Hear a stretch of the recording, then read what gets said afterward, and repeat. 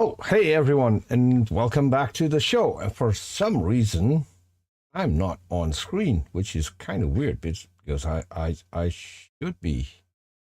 I have no clue why I'm not. So let's see if I can figure that one out. Nope. Oh, wait. No. It should work. This is great. Every single time I'm trying to do a show about how to use OBS, apparently I can't use OBS. I have no clue why that is. So let's see. Nope, still not working. Am I behind it? No, I'm also not behind it. I have no clue. So let's see. StreamYard mask host. Okay.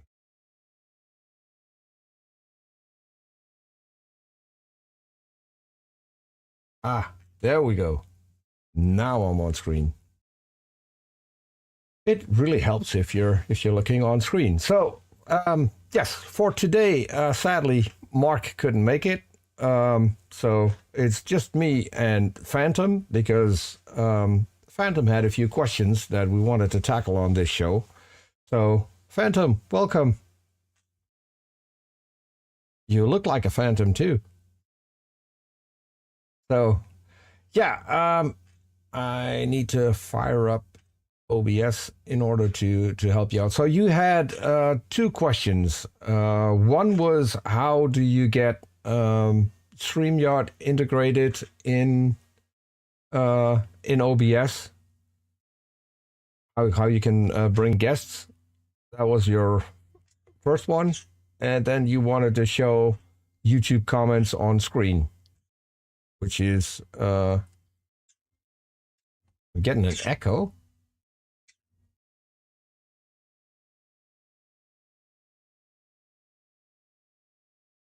Maybe you have the stream running, maybe? Then you might want to mute that.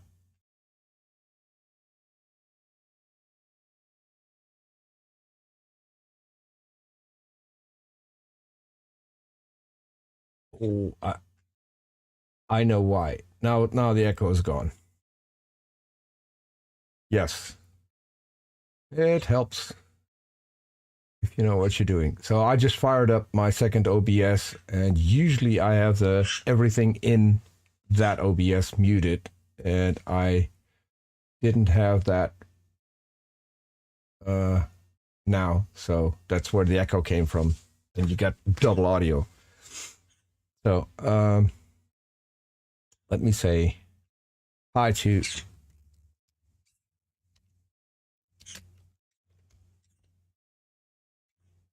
oh, that's not working. That is weird. Okay, so that's something that I didn't know yet. So I found a way to show the comments on screen, which is it is kind of handy. I haven't done that here so far. So wanna start off with that one. Okay, so if you want to do that, first thing you are going to need, and I'll put the link in the private chat here in StreamYard, and then I will put the link in the live stream as well. Let's see, where's my live stream? There it is. Okay, so yes, this is an extension that you need to add in Chrome. And this will make sure that you can actually show your comments on screen. So I'll give you a few seconds so you can pop that in Chrome, get it downloaded.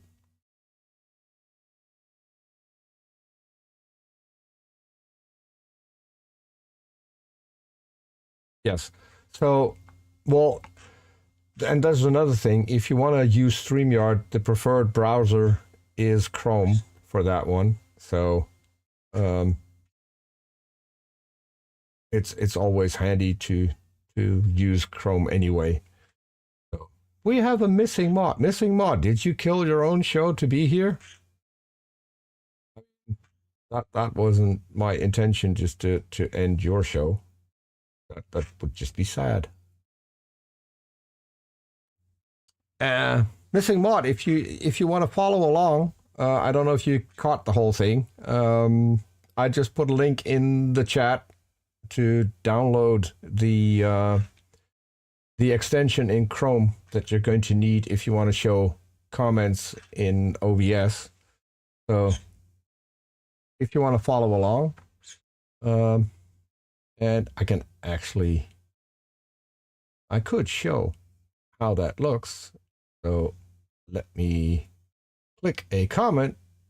So we have missing mod, and oh wait, yes, I have to copy the URLs. That's a downside though. You have to do that every single time. So let me go into, I put that.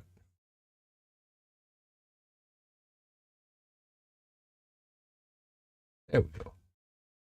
Okay. This is the horizontal one. Paste. Okay. And now if I click, it's still.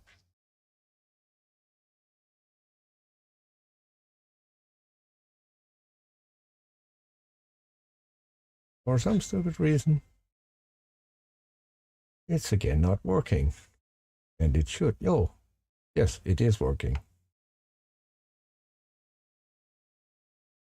But now it's not. Okay, yes. I remember why that's not working. Oh, it should. This is really, really weird.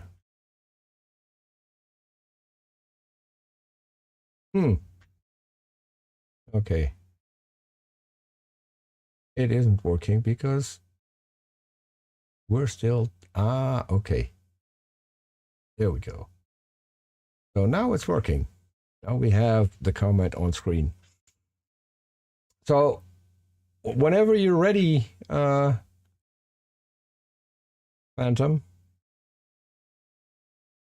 do you have it installed? Okay. So basically what you do is, let me see. I need to open this in a new screen and then drag it up. So there we go. Okay. So let's go to this screen and then go to that. So this is what we're looking at right now. And as you can see, we've got the comments to the side. What you need to do is click on the three dots, pop out your chat. And if you look closely, you can see that on the bottom of the chat, there's a whole new thing popping up. That means that you have your browser installed correctly. So if you want, you can follow along on your screen. Now, if you hover over a comment, you'll see that it gets highlighted. Oh, Soot said he can't hear Phantom. I think Phantom, can you say something? Something. Soot, can you hear Phantom? I hope you can. Okay, so when I hover over this, and if I then highlight it, you can see that it comes up here at the bottom. But it now also comes up if I go back real quick to my screen. And now it doesn't show. This is really, really weird. Let's go clear. Highlight it. Why isn't that showing? This is so... Properties. Oh, obviously. No. There we go. So this is the reason why, because usually I don't have to do this. This is a new thing for me, so bear with me. Sure. So when you have that installed, what you see if we, let me go here. So why isn't it going to my other screen? There we go. So if you, for some reason, this doesn't work anymore. There we go. Okay, so at the top of the screen, you see here, get overlay URL. So if you click on that, you will get a URL. Yeah. Okay, what you need to do is copy that. Just copy the URL. Okay. Okay, I'll zoom out real quick, and then we'll go to OBS. What you want to do is, first of all, create a scene and call the scene overlay, that because you can add more to it than just the YouTube comments. If you create a scene called overlay, you add a browser source. So let me zoom in. So you add a browser right here. And you can call that YouTube comments. And then you click OK. So now you have a browser source. And what you do is you paste the URL that you just got in there. Mm-hmm. Then you set your width to 1920 and your height to 1080. And then the rest you don't have to bother about. You can just click OK. So now if you click on a comment, there you go. You can see that it'll show the comment on screen. Does that happen on your end as well? Yes. Okay. I'll have to play with the positioning of it, but it's showing up now. Okay. What I would do, what I would do is I would leave the positioning because what you can do is so this is why you create a new scene. If you put this in its own scene, then all you have to do if you create new scenes, you just add this scene to the scene that you have. And then if you just to see where it's going to be positioned, go to a YouTube chat and pull up a comment so you know where it's going to show up.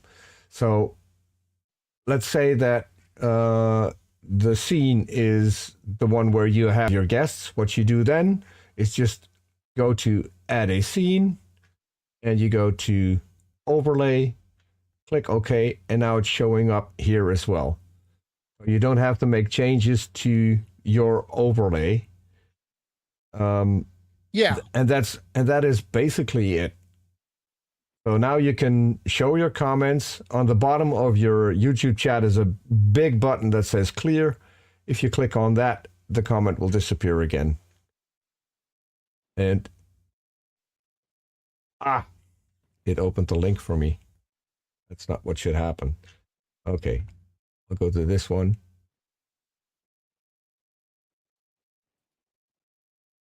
I need to go here. I'll go to this one. So you can see I can now pull up all of the comments and they will show on screen. Right. Okay, so that was the first thing you wanted to do. And that was really the biggest question I had. Yes, and was that. Okay, and let me go because I did have a few more things Sure. to say about that. So let me throw this one on top of this, and then we'll go to that window. So at the top, what you should have now is an extension that says live chat overlay. And when you go to options, you'll get this screen to start up with. Here's where you can customize all of your colors. So you can, the outline, you can make your own colors, so you can make it fit your particular brand colors that you have on YouTube. All of that you can do right here. Okay. So, and you've got an awful lot of customizing that you can do to your comments to make it just look the way you want to do it. The colors usually are in a hex code, where there are a few shortened ones for black, dark, gray, and white.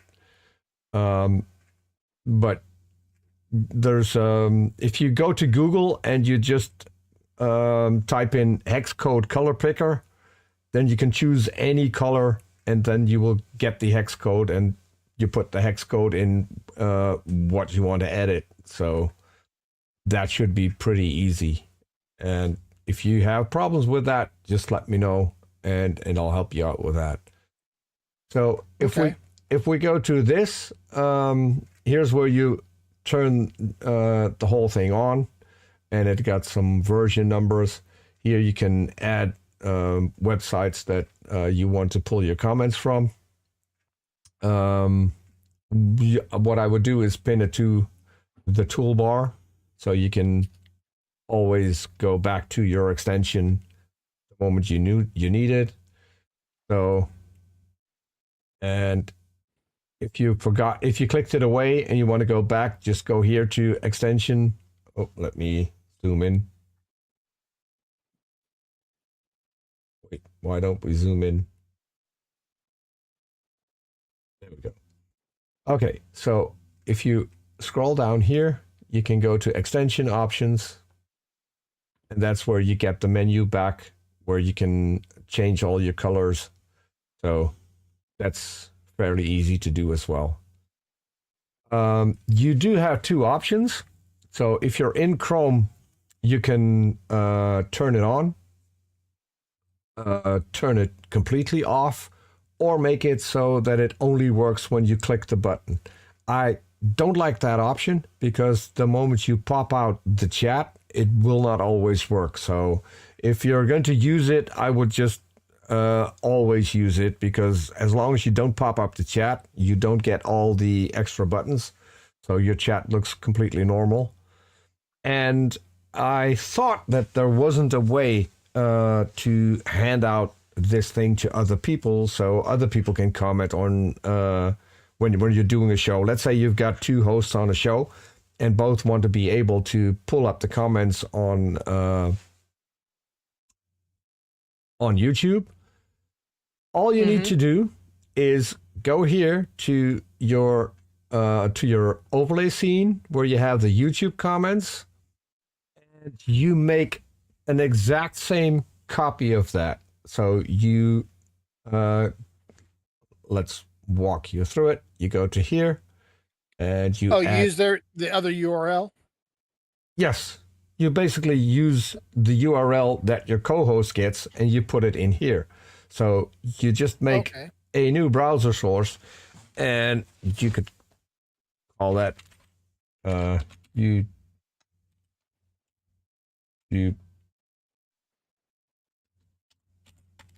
comments co-host. There we go. And then you can add in a different URL here. So you will have the exact same thing in the exact same spot showing your comments. The only downside is that if your co-host pulls up a comment, your co-host is also the only one who can clear the comment. And right. So because it's not interchangeable, but it is at least a hack where you can give people permission to show comments, and obviously you can take it away again too. If people are abusing it, all you need to do is click on the eye here, and the comments that are pulled up by your co-host are no longer showing on screen. So that's well, you could also set it up in a separate scene. Like make duplicate scenes, one where their comments are showing and one where they're not. Yes, but I mean, then you have multiple scenes and you have to add multiple scenes to all of the scenes that you're using in your show. So I would say it's a lot easier if you put all of the things you want to have in an overlay, you put that in the overlay scene. If you want to reposition it, then you can reposition everything separately. But that depends on how you build your screen, how you want to show your guests on screen. So some people prefer to have the comments on the bottom, or I prefer to have them on the top of the screen. So you can, all of that you can customize in the overlay screen, and then you only have to do that once, and you just add one scene to every other scene that you want to use it in, and you're done. So that basically works for all your needs. And then if you want to, you can add animations to this as well. So if you want to, I have an animation of R2-D2 going from left to right across the screen. You can add that here too. But that's all of that is up to you, and we'll cover that in another episode where we're going to cover how to use a free Stream Deck called Touch Portal. Something that I always tell people: if you're going to live stream, get Touch Portal, because it's a completely free Stream Deck that you can use. If you want to splash out and buy the full version, it's going to cost you less than $14, and you have unlimited buttons, so you can basically do whatever you want. And you can even control the lights if you have the lights, the Philips lights. You can control your lights. There's so many functions stuff you can do. I'm also using it to, and this is still experimental, but I have been able to make the YouTube chat interactive, which means that if people type in comments in the YouTube chat, it can trigger things in my OBS. I have made that working, but I'm still trying to figure out what the best way to use it is, and to make sure that it's not going to be abused by people. So we'll cover that later too. Say again? Is that kind of like, have you seen Dapper Dino? Are you aware of him? I know Dapper Dino. I haven't seen much of his content, to be honest, because I think he has something set up where, like, when someone puts a certain emoji, it'll trigger a sound on his stream. That's possible. It's possible. Yeah. Yeah, I mean, there are several ways to do that. And so I think with the emoji thing, I think he's using something like StreamerBot or something that I at least I know that can do things with emojis and sound. So it's possible. Sure. It's possible. What I have done is that I can literally trigger anything that I want. So I can trigger specific scenes. I can if you want to blow up the host, I could make that happen too, which I think some people would like, but I'd get blown up during the entire show. So I'm not sure if I really want to do that. But well, I am going to cover that on a later show. So far about this, do you have any questions, or do you want to go on to the next thing? No, I think that worked. Let's go on to the next thing. Oh, one thing that I should add, this one also highlights, if it's a super chat, it will highlight that separately below the user profile picture. It will show that it's a super chat and the amount of money that was donated to the channel. So, and I think, I'm not sure, the earlier versions was, if you do that, then the whole thing is colored in gold. So it's slightly different from the standard YouTube comment. I'm not sure if that has been changed over time, because obviously, if you're going to use this, the person who made this needs to be adapting it the moment YouTube changes, because that does happen over time. There are going to be changes made to YouTube, and then you have to implement those changes in anything you use to show things on YouTube. But I mean, this one, at least I know, is safe. The moment there's an update on YouTube, they're going to implement it here, so it will always work. So that's, at least, that's a good thing to have. Well, it also seems like it relies on their server. Yes, because you're going through their server. I think you've noticed that if you get the URL, you get the URL from the server of the guy who created this, and it's going through his server, where the YouTube comment is converted into a browser source that you can use in OBS. So that is basically it. Okay, so let's move on to your next problem, which was bringing in guests in OBS. Sure. Yeah. So my first question would be, do you have the paid version or the free version of I'm using the free version. So here's what I was looking at. When I bring someone a video in, it's just really low quality. And what I was thinking I'd like to do is, I noticed that the videos actually come in their own elements. And if I could split those out into separate windows, I could have a better quality video for them coming in.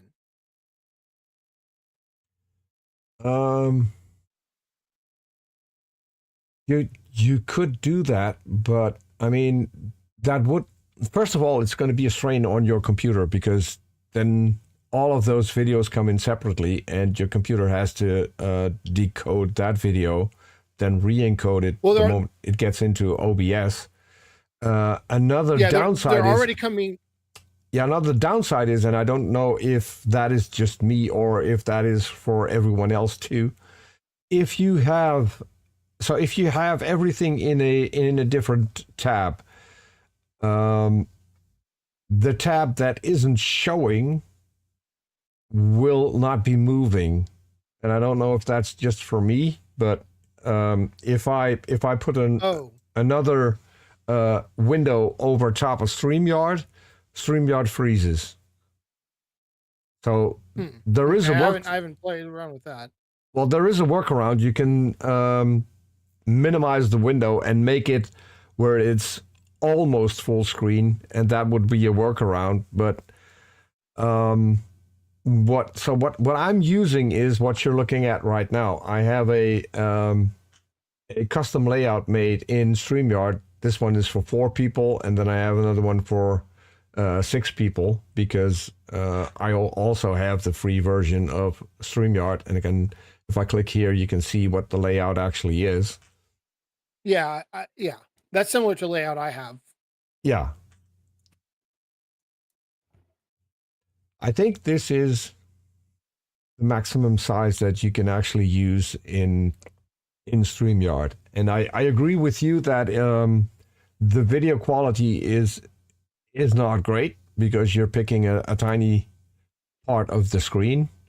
What I had before I was using this is slightly different, but that particular thing is broken at the moment. And what I had was this, which is slightly bigger. But right, okay. We're working on that, and the moment we get that actually working and we get someone to monitor StreamYard so it gets updated with every StreamYard update, that's when we're going to roll it out for everyone to download and everyone to use, because this still has a few additions that other things don't have, and I can actually show you, because there's a pop-up screen like this, and if I click on here are all the extra settings, and let me zoom in here. So as you can see, you can auto add the host and auto add guests right here if you either check or uncheck these two things. If you're hosting a show, that's a really good thing to have. If you trust everyone who's coming on, then you can automatically have them added to the screen. Another good thing is that when you enable, let me collapse this one. So if you enable this one, what it does is, so you can right here, you can move people around to a specific spot, which is quite handy if you're working with OBS, because then you can set everything up once and then just keep using it, and you don't have to do a lot, because you can have the pop-up screen open on the same monitor that you have your OBS. And if someone drops off, then you can either reshuffle who's on screen and where they are on screen. But the upside of this was that if someone dropped off, let's say they had to refresh the screen because their video's frozen or something doesn't work, or they have an internet glitch where they fall off and come back again, they will come back in the exact same spot. So, and that's a good thing to have if you have a regular co-host.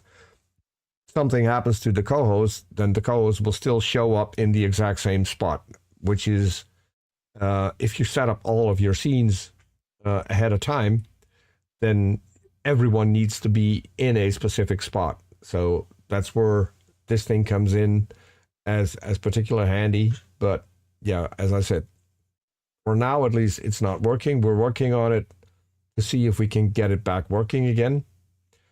So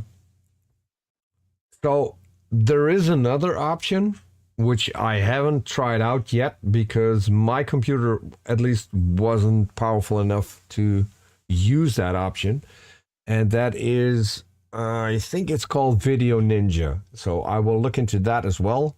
And then we'll do that on a next episode. I do know that it is, you need a pretty powerful video card in order to use that because of all of the encoding that's going on. But that is an option where you can actually bring in all of your guests in HD quality. It has the additional thing that not only is it good to bring in your guests, but you will also be able to capture the audio of each separate guest. If you're going to record it in OBS, you can have multiple soundtracks. So you can have a soundtrack for each individual guest, which is quite handy if you want to use anything afterwards or you want to edit it. And you missed something because someone got overtalked, which happens a lot if you have me on the show. But then you will still have the separate audio of that particular person, and you can use it in your recordings, which is an additional bonus for using Video Ninja.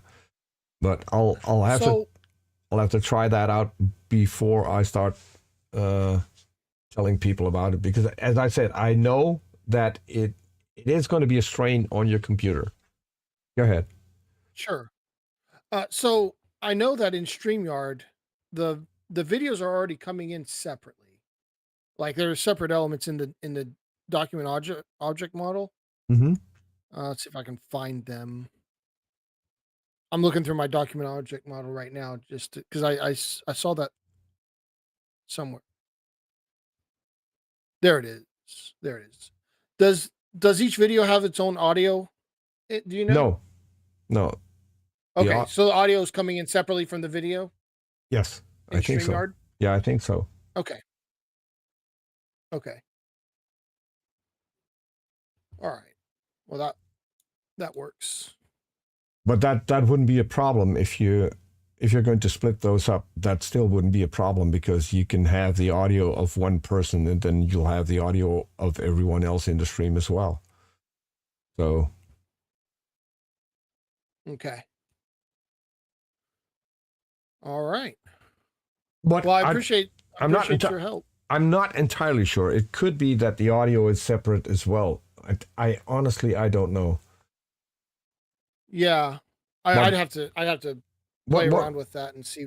What were you thinking of, making a script where you can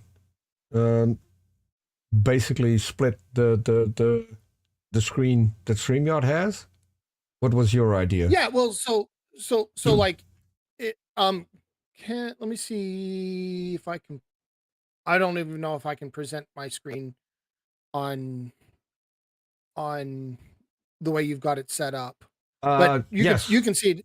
Yes, you can. Okay, I'm going to present my screen, and I'll just show you what I'm looking at. Let's see.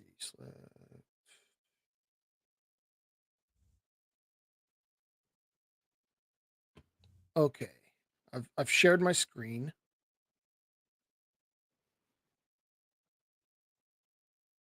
Okay. And now it's all weird because there we go.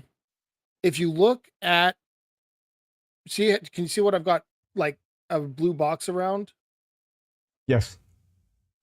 Okay, that is the video element in the document object model for my video that's coming into StreamYard.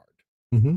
And I could write a script that would take that and throw it into a new window by itself, and it still comes through.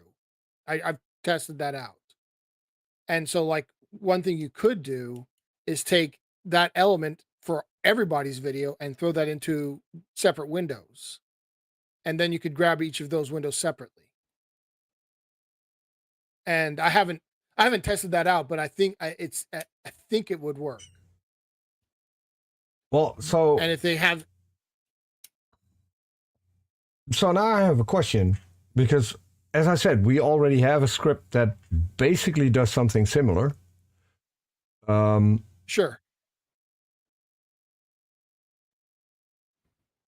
But if that is an option, and if we can get that working, we could have the best of both worlds and add in the functions that we have in our script. Because we also added a thing in where you can mute people. Let me see if this works. This does work. I'm going to stop sharing. If you've got a thing where it's muting people, then that's probably already grabbing that from the different video elements anyway. Yes. It's so they are So if you look here, it says mute guests. Oh, can you mute all the guests, or can you mute an individual guest? That was experimental. We're still working on that. When the person who made this script got some severe health problems, so they can no longer work on this, and that's also the reason why it's no longer working the way it should. The thing is, though, if you mute people here, they won't be able to unmute themselves anymore, which is a function that StreamYard doesn't have. Yeah, because it's muting them on your audio that's coming in from wherever they're sending. So they wouldn't have any control over that. It's muting them on your computer. No. So as far as I know, what this thing does, if you tick that box, mute guests, it will keep checking every single guest. So the moment they unmute themselves, this thing will automatically mute them again. Okay. So that's how this was set up. That's the part that I know. And then down here you have a button where it says unmute all, and then everybody would be unmuted again. Okay. But maybe if it's possible, we have a guy working on the script at the moment. If you want to join in, I mean, you would get the credit, obviously, for the work that you do. The whole thing is already on GitHub, where he broke it down and put everything on GitHub so other people can join in and help make this thing work. My goal is to make a tool that everyone can use and everyone could use for free. Because all of the things that I've been doing, everything that I've been doing has been for free. I mean, I'm not making any money off of this or any other show that I do myself or where I produce for people, because this is my contribution to the community. So if we can make that work and we can give that out for everyone free to use, that would be my goal, at least. But we can hook up after the show and then see whether or not we can hook you and the other guy who's working on it up. So maybe you can have a chat together and see whether or not this would be helpful.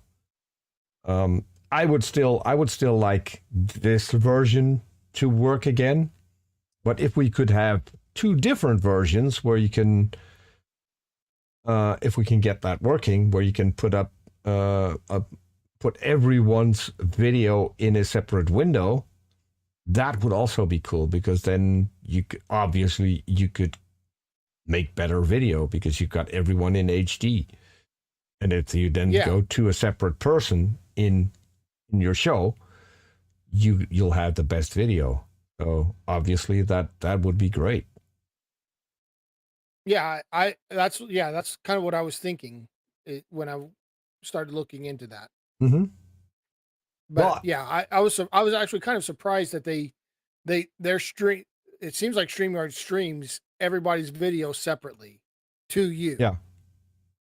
Yeah. And that seems kind of bonkers to me, to be honest, because that's a lot of data coming into you just for that. Yeah, but it also would mean that if you split it up, there's no extra load. There's no extra load on your computer in order to decode the video, because it's already doing that right now.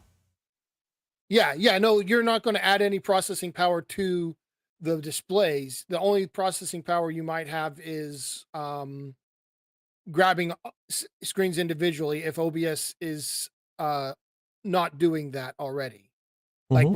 Like if it's grabbing the screen once because you're using one source in OBS, and it says, "Oh, I'm using the same source. I already grabbed that screen. I'm not going to grab it again." You might have saved some processing power on that, but I wouldn't know. I haven't tested that to see if that's actually what's going on or not. So that is how I'm doing it. What I'm doing is basically I grab the StreamYard screen, and then I will set up a scene with let's say one specific guest. We can go through that. I can. I mean, you can do it for your show. We've gone through that. I'm just not sure if OBS is grabbing it 6 times or if it's only grabbing it 1 time and knowing it's going to use it the same screen grab 6 times. That's what I was saying. Yeah. So that's really not. Why? Oh, there we go. Okay. So I'll show you what I do when I'm using this. So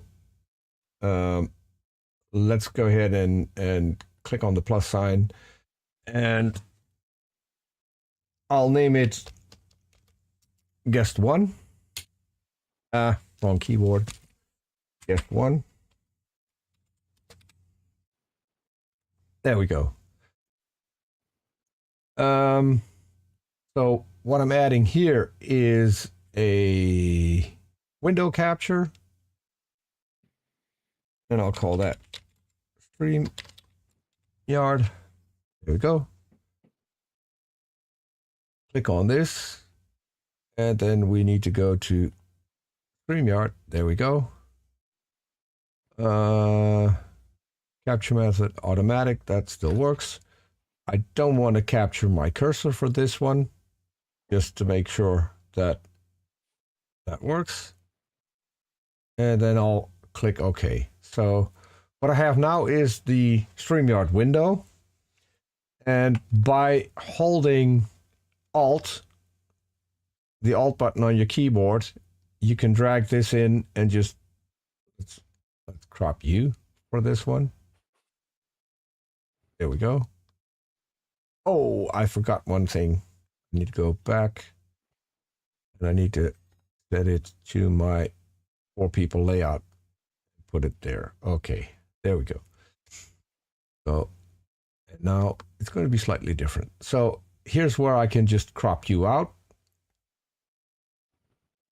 like that.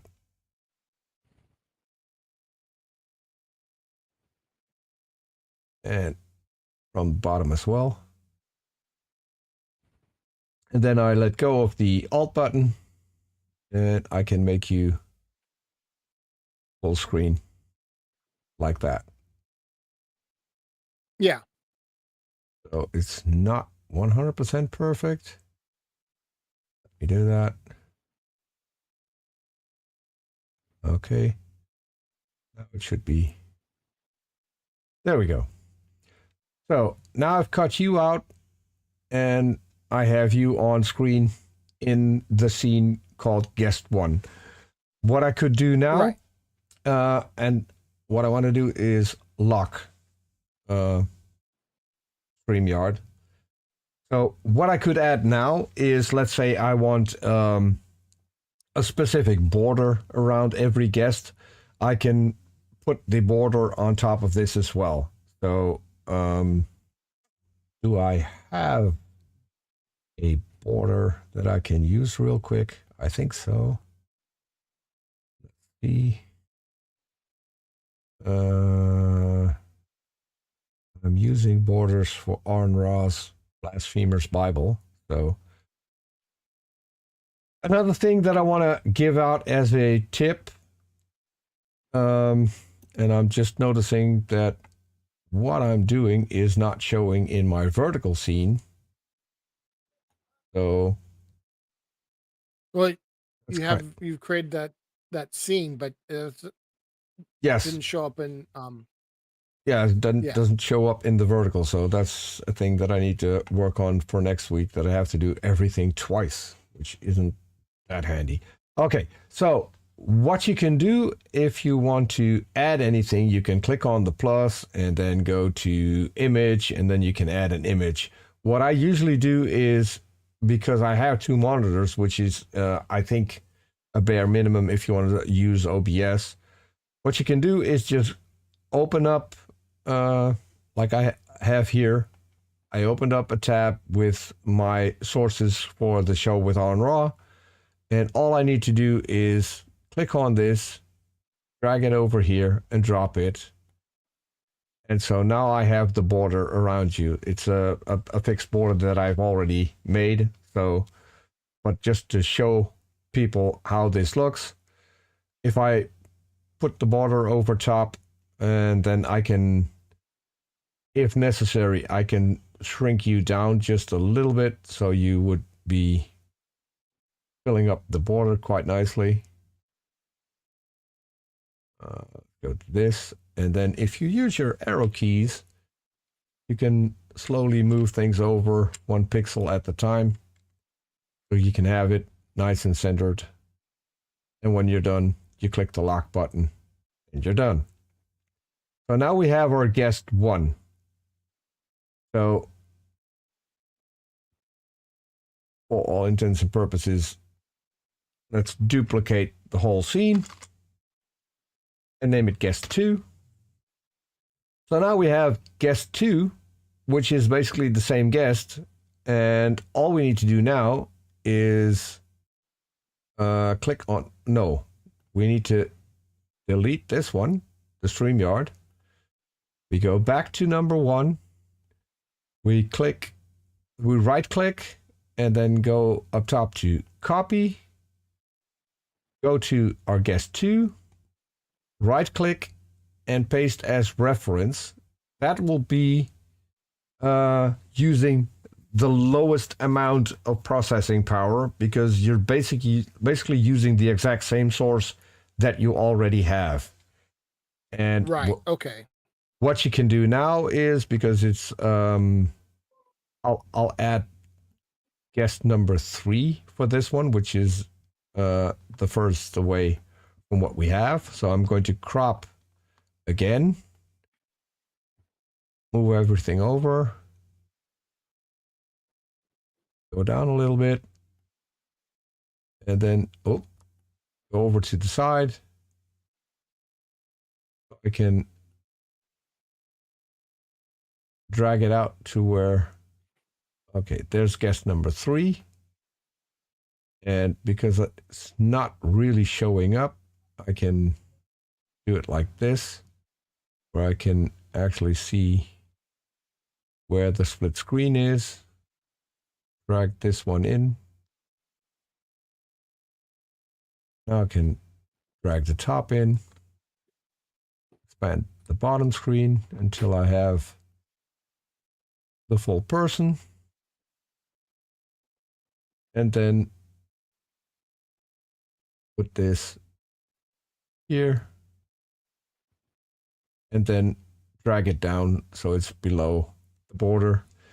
And now I have my 3rd guest. So, and this won't affect this one. As you can see, it will just hop over. If you now want to make a layout, which would be our main scene, is all you need to do is go over, add a scene, add guest 1. There we go. And I'll shrink that one. Click on the plus sign again, add another scene, add guest number 2. There we go. And you can position those wherever you want them on screen. Obviously, you have to make sure that they're the same size, which I think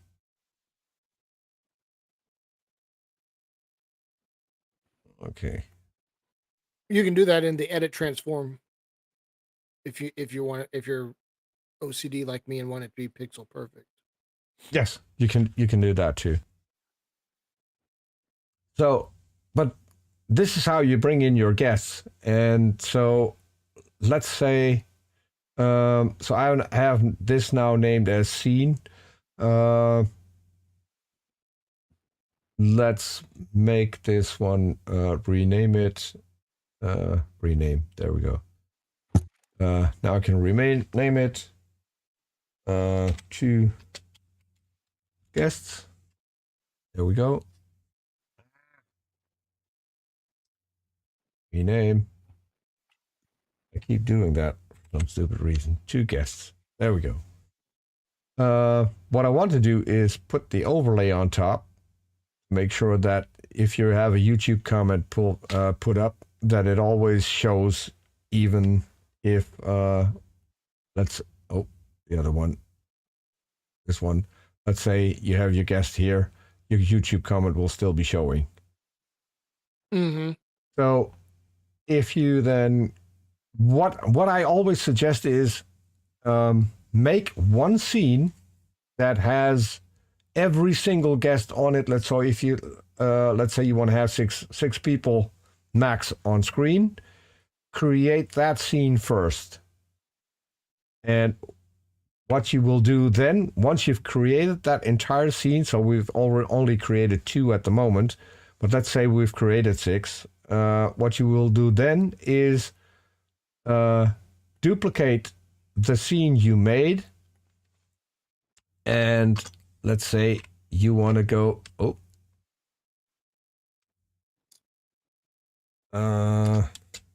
guest 1. That's the easiest way to do this. So I need to name that host. So the host is probably the person who's on screen first, and then we'll add in all of the guests. So let's say in this particular thing, you are the host, Phantom. What I'm going to do then is, obviously, I'm going to take you and put you on top, and then make you slightly bigger, because this is where a scene where it's just you. And I'm going to hide the other guest right behind you, and then I will lock everything so it can't be moved. What you get then, if you go from the host to, let's say, 2 people on screen, if you have I need to put this one on top as well. What you need to do is you put the guests in priority order. So you have the host on top, guest number 1, below that, guest number 2, guest number 3, and so forth in your scene. That means that if you do this, the guests will be hidden behind your screen. And this is how you can pull up multiple guests. All you need to do is you make sure that the rest of the guests are hidden behind your screen, and then you have it nicely animated as well. It basically doesn't matter. Let's say if we had paste, and we'll paste it again. So now we've got 4 guests, just to show people how this works. Wait a minute, where's my guest 1? There's my guest 1. I need to put that one on top. Then this was my guest 2. This is my, I need to rename that one. There we go. So we can keep track of everything. Guest 3. This one renaming to guest 4. So if you have this configuration, what you're going to do is make it like this. Oh no. Oh, I made a mistake. Hold on. I need to delete those because I can't do that. I need to copy this one, rename it. That was my guest number 2. It will only paste as reference. Okay, that helps. We'll do it differently. We'll go here. We'll go duplicate and make that guest number 3. Okay. And then we'll duplicate it again. And make that guest number 4. So now it'll work. So if we go here and we add in those new scenes, guest number 3, and we'll add in guest number 4. There we go. Now I can put them in the correct order. So now we have 1, 2, 4. Let's see, guest number 2 needs to be up here. And I'm just going to do this roughly. I'm not going to be pixel perfect. Sure. The ones that you've done, you will want to lock. So guest number 3 is going to be here. lock it, guest number 4. And as I said, what you want to do is start out with a scene with the most amount of guests that you're going to have on your screen, and then start duplicating it from there. So what I'm going to do is I'm going to delete the host screen. I need to put my overlay back on top so we can see our comment. And now we can see that it's over top of that particular guest, so we can put it down here. So what I'm going to do now is I'm going to duplicate this scene,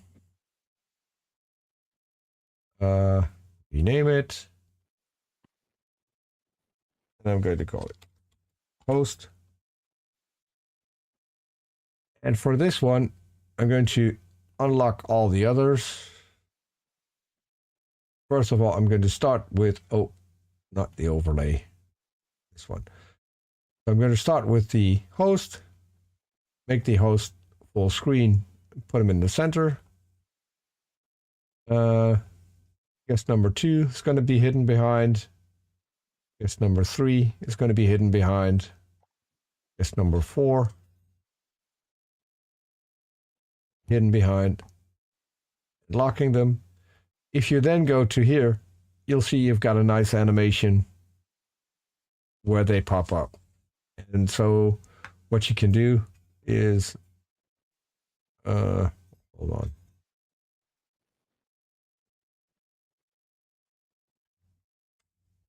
This was now 4 guests. Okay. So let's duplicate this one and make it 3 guests. Okay. Duplicate. No, we'll go to 3 guests first. So 3 guests, which means that we need to hide one of the guests. Now, the way I usually do that is I'm going to hide it behind the last one before it. And so I'll put this one in the middle here.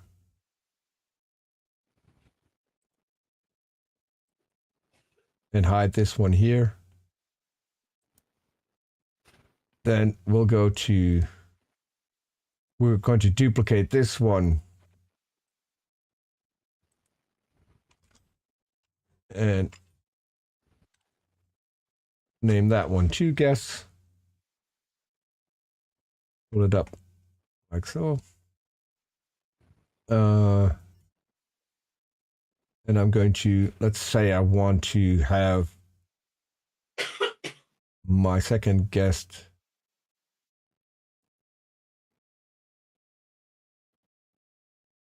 hold on, this one. Should have named that one host. So let's say I want to have a screen like this. Then obviously make the host slightly bigger too.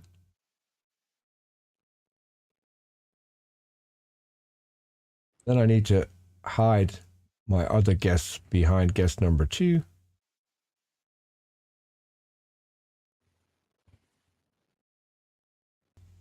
So now we're set up. You can start out with just the host. If you're going to go to 2 guests, you're going to have 2 guests, 3 guests, and 4 guests, and you will have a nice animation between all of the scenes. And it'll also work if you're going to go to 2 guests, they will nicely hide. If you're going to go from 4 guests to just the host, that works too. And all of that is done with the move transition. And I think we covered the move transition in our previous show. So if you want to learn about that and you haven't seen that particular one, that's where you can go. So yeah, I think we went over move transition at some point. Yes. So that's basically it. All right. Pretty much everything you want to do, and have it so you can at least have a decent animation in everything. And obviously, you're going to add your background, and if you have any overlays, you can use overlays. You can put your logo on top of the screen. All of that you can. I mean, I think that's pretty much self-explanatory. I'll go back to, oh, I'm still in Arn Ross. There we go. So I'll take a logo from here, my producer logo. There we go.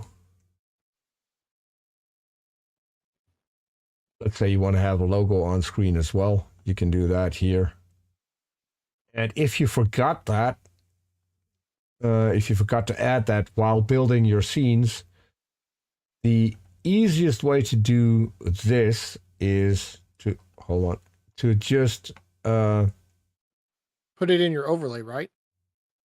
No, because if you're going to, as I did now, I moved the overlay. So that's why I said you want to make sure that if you have your chat highlight, that it's on the specific spot. So I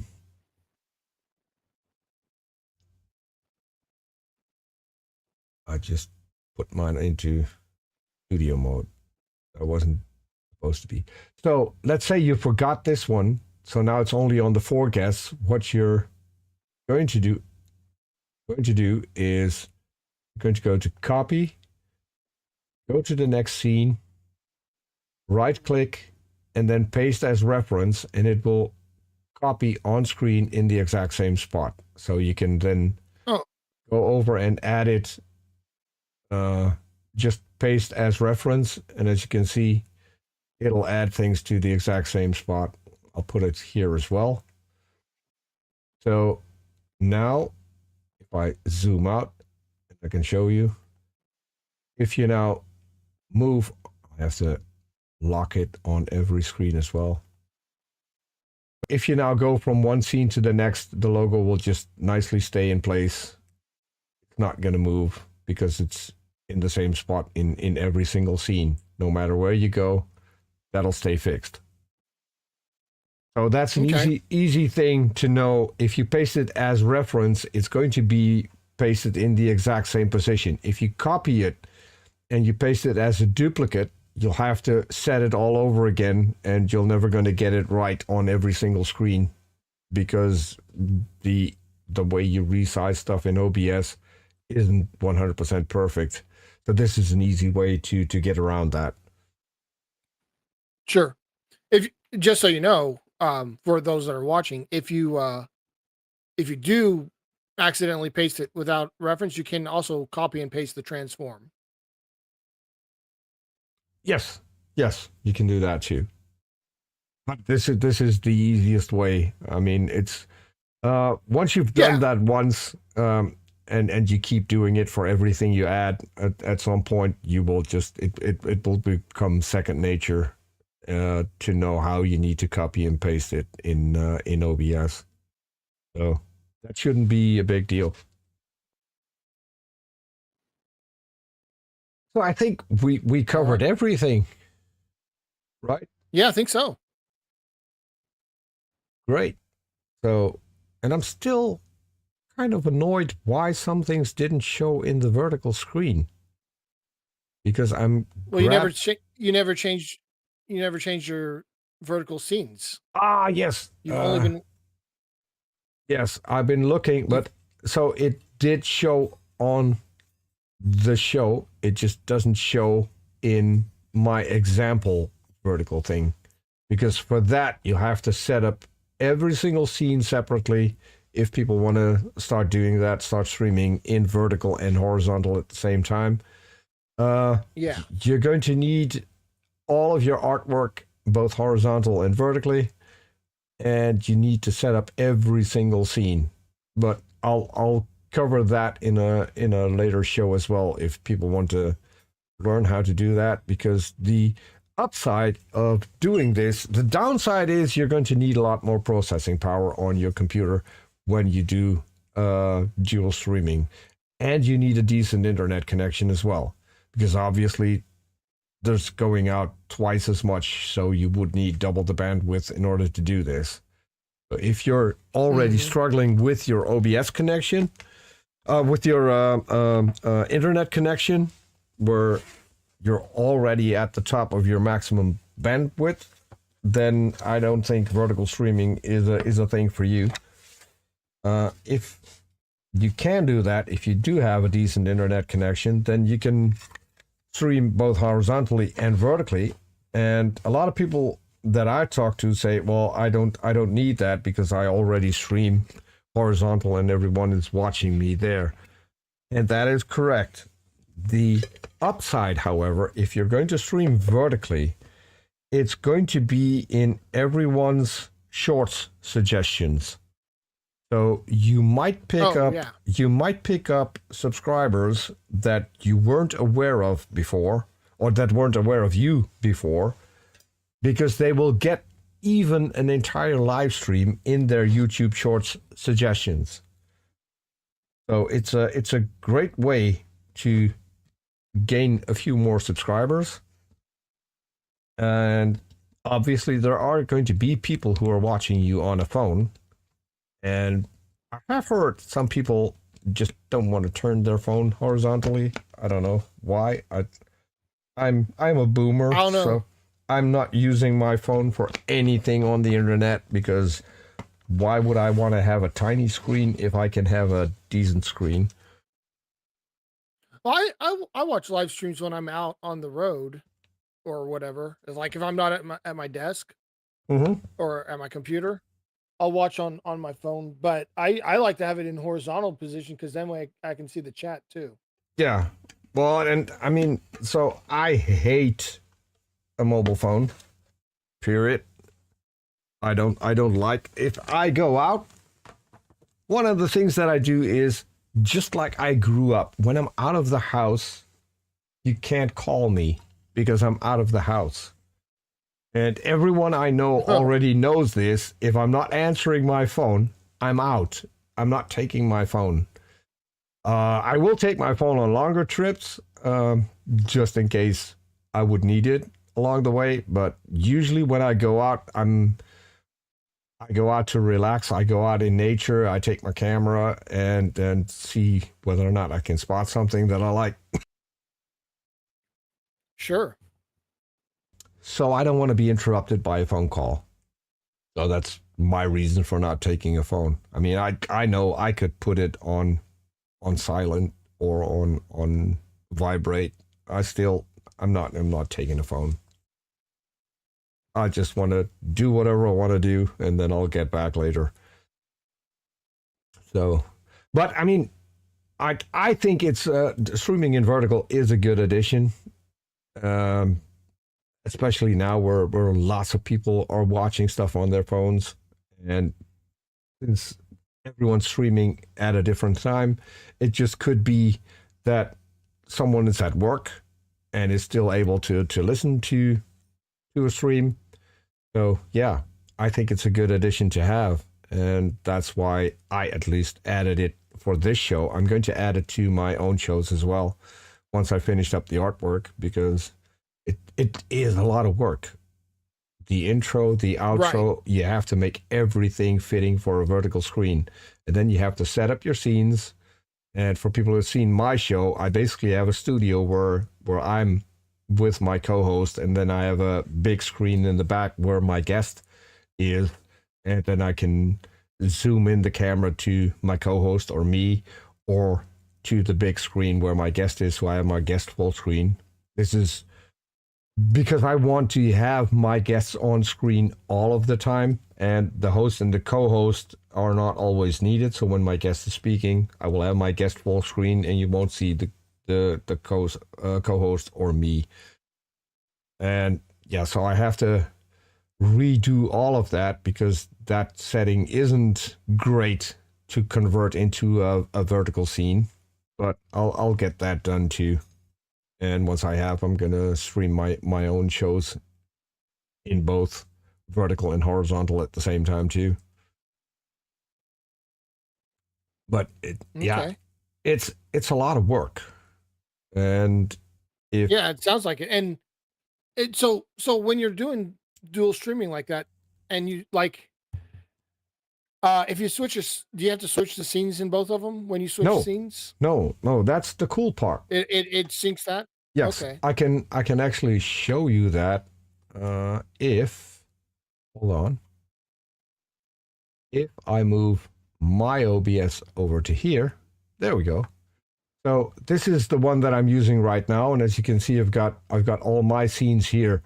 One tip that I want to show people. What I do is I create one scene, and I will just title that main scenes. Here you have my main scenes that I use for the show. Then I have global scenes, so things that I can use to add into. As you can see, I've got clap here already, which is where I can add an applause or a booing, which I'm still trying to set up and get working. But so these are my global scenes, which means these scenes will be in every scene, apart from obviously the waiting screen, the intro, and the outro. But in every single scene, these will be. And this is an easy way for you to remember where your scenes are. It's an easier way to find, because if you're like me, you're going to have, and I can show you that too, you're going to have a ton of scenes just in one specific thing. I've got my soundboard in here because I use this setup when I join other people's live streams as well. But this is an easy way to separate your scenes so you can find it easily. And so for the main scenes that I have here, so waiting, the intro, host, and then studio full is where I have my up to 4 guests. These, I'm at the bottom. So here I have those two. The difference is I put a V in front of it. So vertical waiting, vertical intro, vertical host, all of that. And then obviously I need to copy my global scenes as well. So what you can do then is, let's say we are on, I can go to the host scene, which is basically this one. And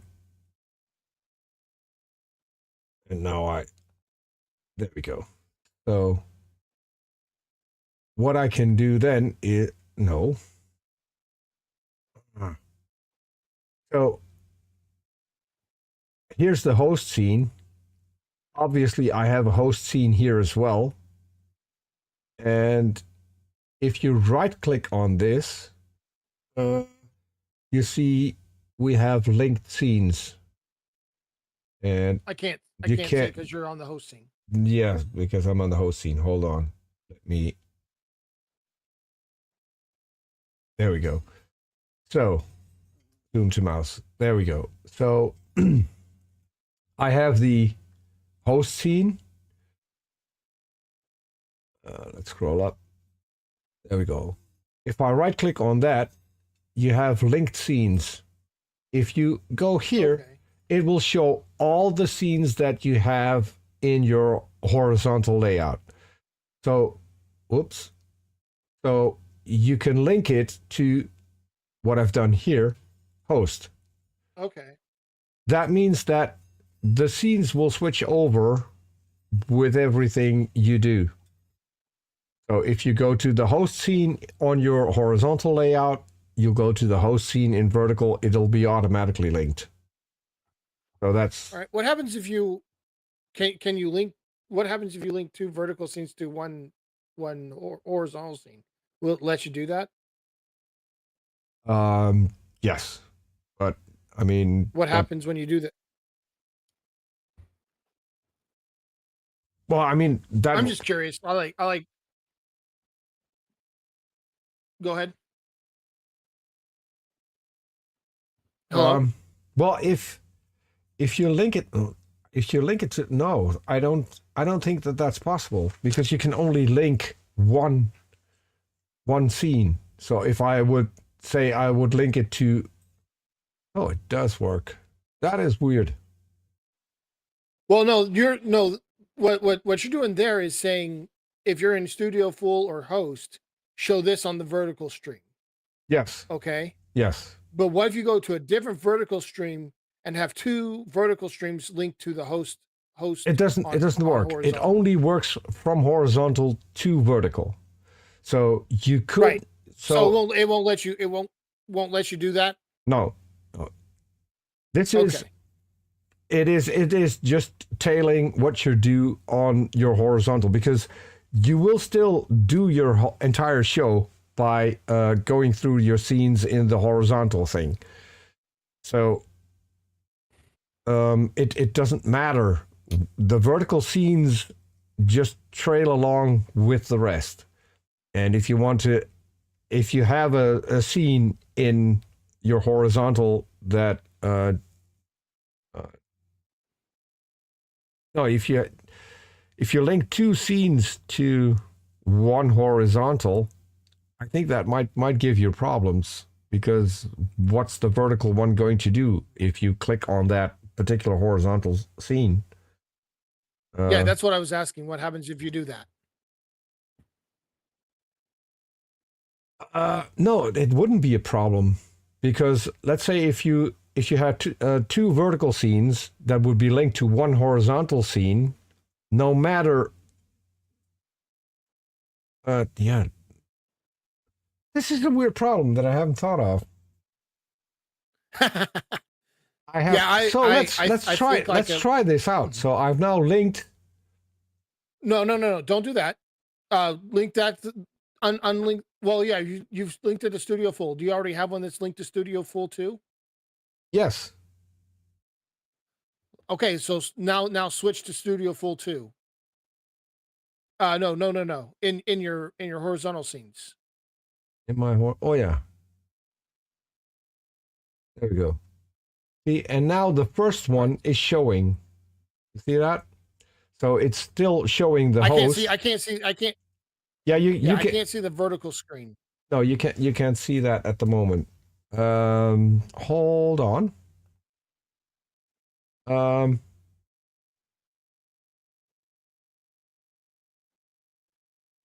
No, you can't, because I'm using my camera. So I'll have to describe it to you. So what happens when I do that is, if I click on Studio Fall 2 in vertical, it's going to show my host screen. So it's going to pick up the first one you chose. So let's go to where did I do that? Okay, I see. I just pulled up the stream in the vertical stream. So it's doing whatever the highest one in the list is. It is, yes, it is doing whatever the highest one is. So if I go now to this, now it's no longer working. This is cool. Hold on. Now it is working. Let's see, linked. It unlinked because I already had one linked. So it's going to unlink a scene that you already have. Yes. Okay. So it will only let you link one vertical scene to a horizontal scene. Now it's working again. Now I can go from 1 to 2. So don't do that. Just link it to 1, because it's going to...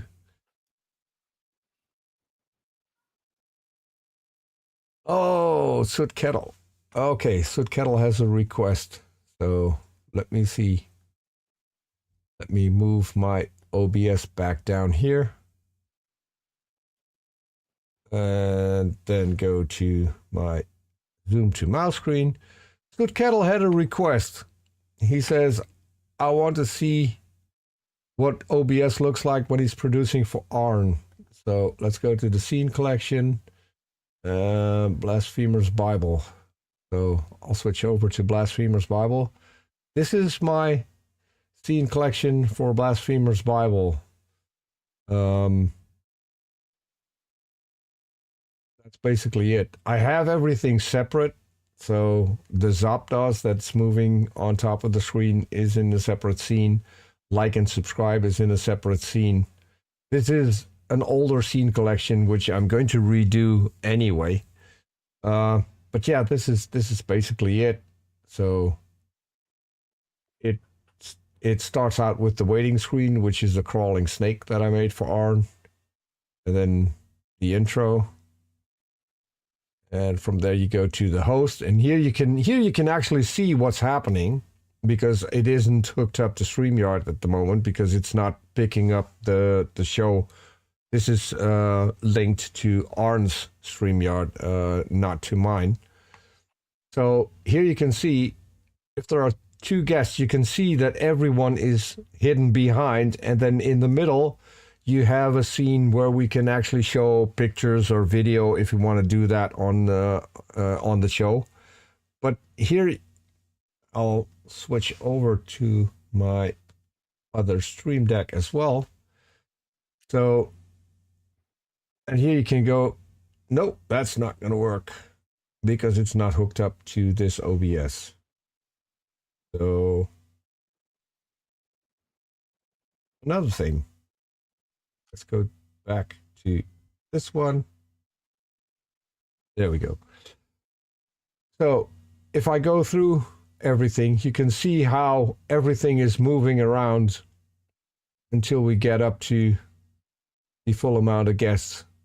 Because I'm using the move transition, it'll show everything the way I wanted to show it. And let's say, so here we have and I can't show that because, oh, hold on. I could show that. So here I have the things that I show on screen. And that is, oh, wait. It wasn't. Wait a minute. Oh, I have those in a different scene. Hold on, let me see. Not in this one. I think there we go. So I think Soot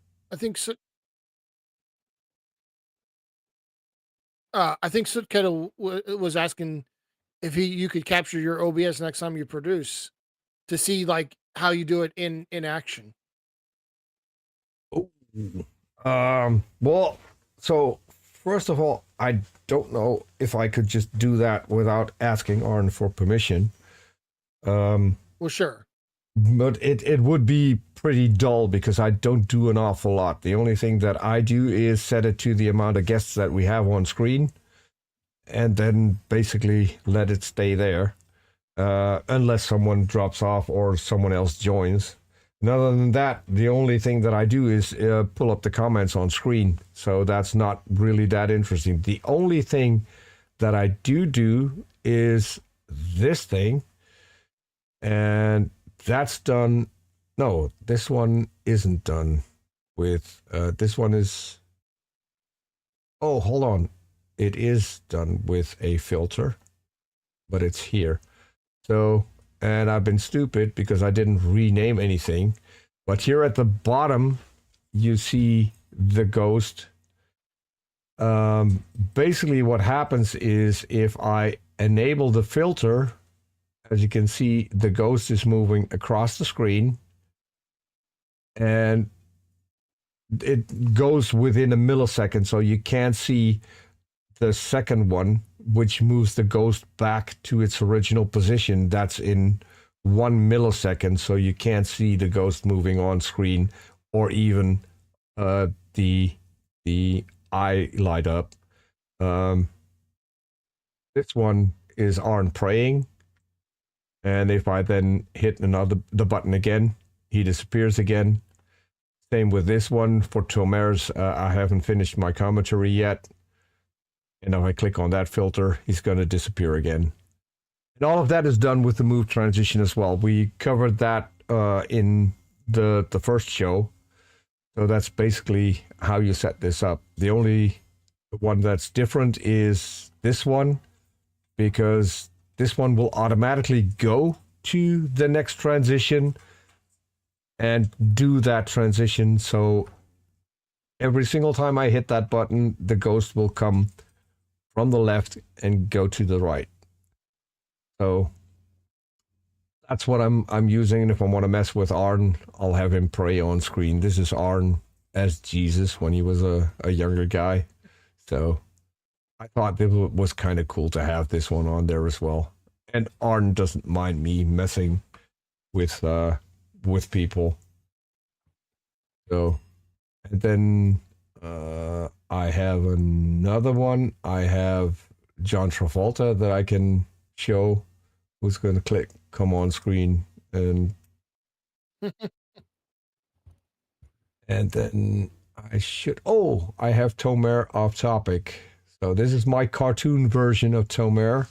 For those who have seen Tomer's face, it looks like Tomer. Tomer told me that this was very accurate, he said. So that's what I show by pushing a button on my Stream Deck.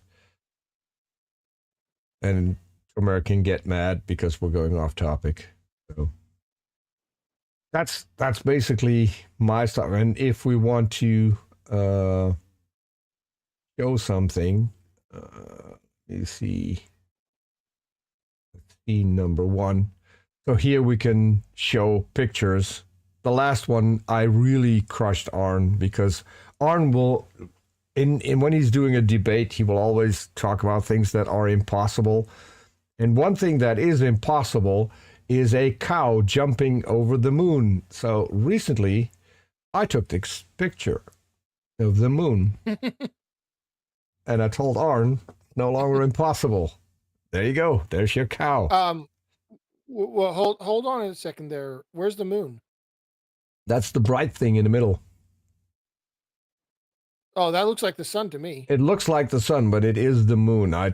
So in order to get this, I had to be quick, and I didn't get my camera out. I just took this with my phone, and so it's crappy. Because okay. I have a Windows phone.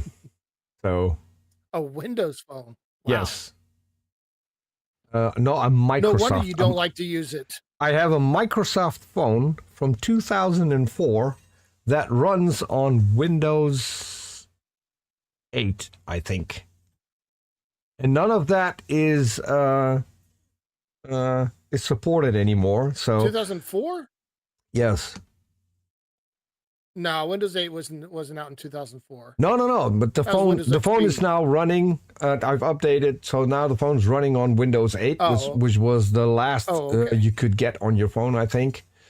But it's no longer supported, so I can't have WhatsApp, I can't have Twitter, I can't have Facebook, I can't have any of the things that you can just download as an app, because it doesn't work anymore. It's no longer, it doesn't work. The last thing to stop working, I think, was WhatsApp. And some people still, why don't you have WhatsApp? Because I don't have a new phone. And they stopped supporting the operating system. So there's no way I can get WhatsApp on there anymore. Which is good, because that just means that I'm not interrupted that often. So. Right. But yeah, this is basically, I used to have this scene where I had, or what I would do then is transition to this, and then it would say, I haven't finished my commentary yet, and now I've animated that, so this scene is pretty much redundant. I do also have Arn in there. Probably, I don't know if is there going to be audio? Let me see. Filters, audio mode. Oh, I'll have to duplicate this one. because that's how I usually do it, and then put it on my cable. Close. Now it should work. What's the point? Exactly. So I have that too. Arn saying, "What's the point?" Did you have audio right now, Phantom? I heard it. Yeah. I heard it. Yeah. Yeah, it also went out on desktop audio, so it did work. And I don't think if Arn, I don't know if Arn's that happy with this one, but I haven't used it much, so there is that. I've used it off screen, I think, once. This is one that I'm not going to use when we're live with the show, but I tend to mess with Arn every once in a while, and Arn messes with me. If you look at the pinned comments on every show, he's always trying to mess with me through the pinned comments, so that's cool. It's nice to have that kind of relationship with people. I mean, yes, I consider myself extremely fortunate that I'm actually able to work with Arn, because that was not something I was suspecting that I would do. I mean, I was hoping to get him on my show once. That would have been enough. But yeah. And so it's not just the shows. I also sometimes come up with people that he might want to have on his show. So if you watch The Line recently, you saw Natalia Reagan on there. I hooked Natalia and Arn up, which is one of the best things I've done so far, I guess, because I think they make a great couple for doing live shows. So that's another thing that I do. I do more things than just produce his shows. I can actually say that I am a producer for Arn's channel. I do a lot of the work backstage as well. So. You should get Kem on there. Who? Kem. Kem? Well, yeah, Kem.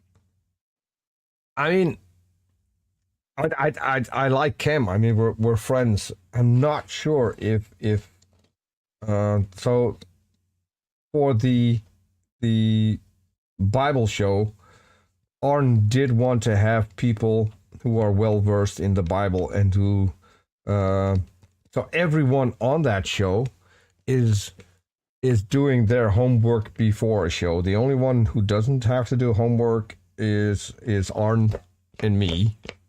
Although if people want to show pictures on the show, then I have to set that up ahead of time too, because I always ask people to send me whatever they want me to show on screen during a show beforehand, so I can set everything up so I don't have to do that while we're live, because I'm also monitoring the chat. But yeah, right. the people who work who are part of that show, all of them read through the chapters that we're going to cover and come up with relevant comments. So, and so Lilith, my co-host, is on there because I know she knows about half of the Bible. She has that memorized. So, right. I thought she was going to be a great addition. I don't think that Lilith has to do that much homework. 9 out of 10 times she will know. If you even say the verse, she can tell you what's in there without opening a Bible. So, and then, yeah, basically everyone else is a scholar of some sorts. And so that's what Arn wanted to have on the show. So sure, I didn't mean on Blasphemous Bible. I was just saying I think he could do well on The Line. Yeah, but so I'm not sure. So Jimmy is vetting people even more than I do. Oh, so, okay. And I know there's a lot of people who want to be on The Line, and they all get turned down. they all get turned down because there's a waiting list of people who want to come on, and people who Jimmy has already vetted. So I'm not sure, even if you would get through Jimmy's vetting process, you still might not be able to come on the show. So I don't know. It's a popular show, and obviously, if you're going to be on that show, you're going to gain a few subscribers because people will follow you to your channel. So that's another reason why people want to be on the line. But yeah, so that's a show that I'm not affiliated with. Although I talked to Jimmy about a few people who have since been on the line. So he does listen to other people who are producing or making their own shows, and he takes suggestions from them. But yeah, so as I said, that's not something where I can do a lot. I can point it out, but Jimmy, the one of the criteria that I know is that if you want to be on the line, you have to have had a public presence for several years because of okay.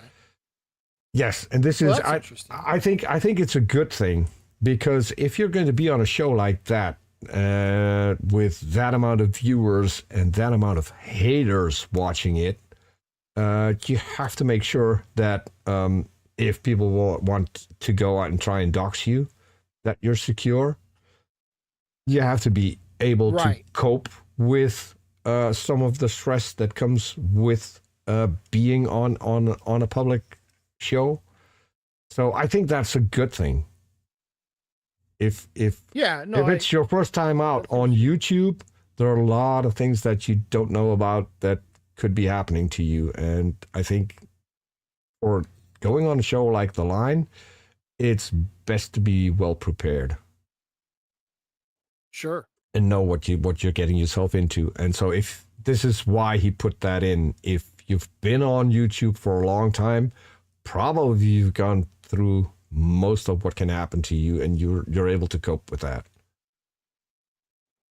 And that's just because Jimmy cares about his hosts. He doesn't want people to get into all kinds of problems because they're on his show.